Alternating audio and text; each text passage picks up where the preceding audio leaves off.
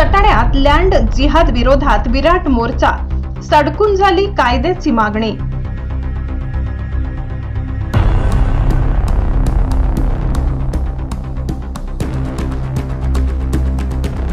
नाशिक जिल्ह्यातील बागलाण तालुक्यातील सटाणा शहरात आज लँड जिहादच्या विरोधात भव्य मोर्चा काढण्यात आला।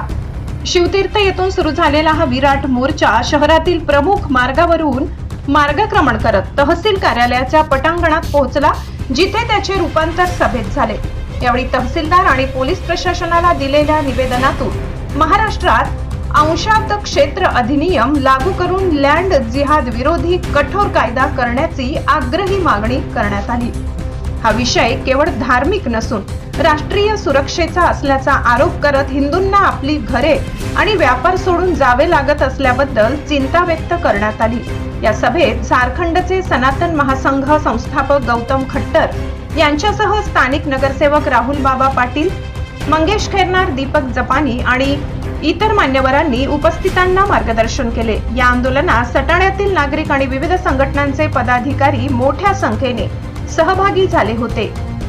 सटाण्याहून संचालक चेतन बागुल।